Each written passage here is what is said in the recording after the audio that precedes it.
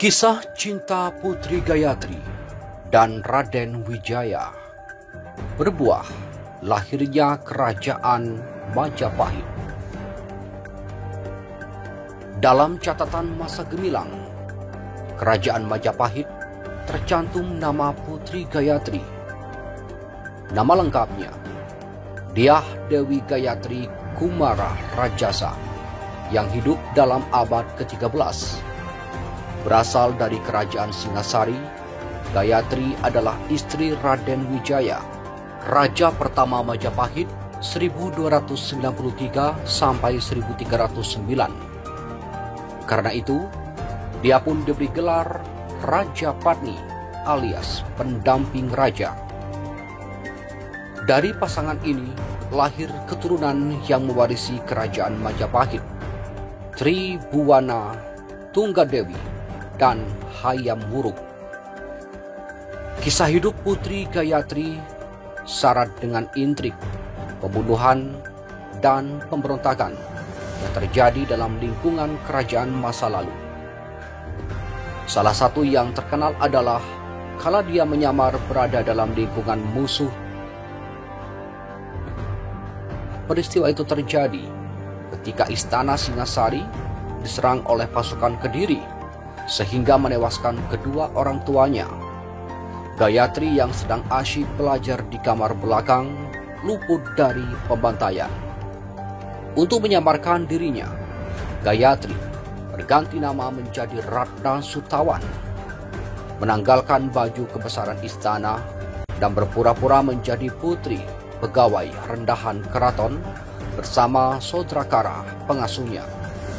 Mereka ikut diboyong ke Kediri menjadi tawanan dan ditempatkan di bangsal perempuan keraton Kediri.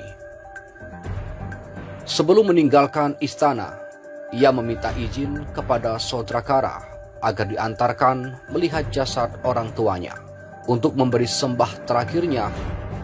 Selama penyamaran, dia berhasil mendapat banyak informasi sekaligus menyusun strategi membangkitkan kerajaan.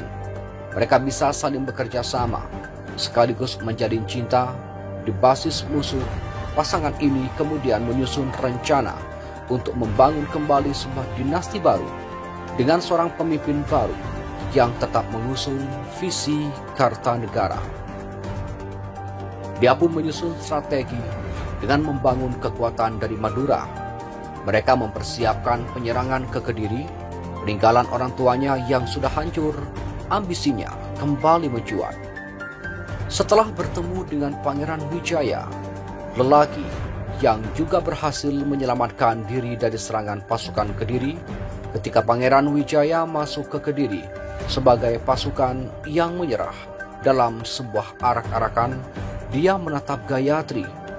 Keduanya merasakan getaran yang sama, bersekutu dengan pasukan Cina Mongot yang mendarat di Jawa pada 28 Maret 1293 Masehi. Kediri akhirnya ditaklukkan pada 29 April 1293. Gayatri pun diselamatkan oleh Wijaya dan dibawa ke Majapahit untuk diperistri.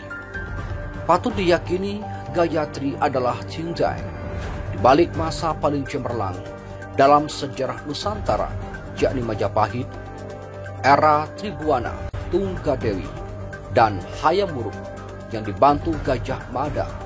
Gayatri juga diyakini yang merekrut Majapahit. Mahapatih Gajah Mada bahkan patut diduga ada di balik pembunuhan Raja Sah Majapahit, Jayanegara 1309 sampai 1322. Sang patih Gajah Mada digembleng oleh Putri Gayatri. Tanpa melihat asal-usul dan latar belakangnya, tidak mengherankan sastrawan era itu, Empu Prapanca, memujinya dalam kitab Negara Kartaga adalah watak Raja Patna Gayatri yang agung, sehingga mereka menjelma pemimpin besar dunia yang tiada tandingannya. Putri, menantu, dan cucunya menjadi raja dan ratu. Dialah yang menjadikan mereka penguasa dan mengawasi semua tindak tanduk mereka.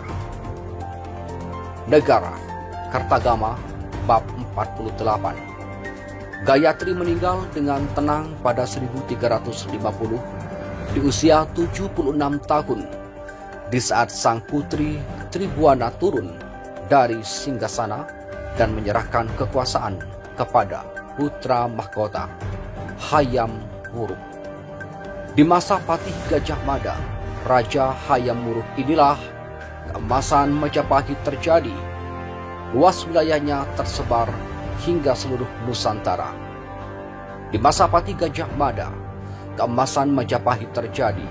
Luas wilayahnya tersebar hingga seluruh Nusantara. Hal itu karena Putri Gayatri selalu memberikan saran, bahkan ikut mengatur strategi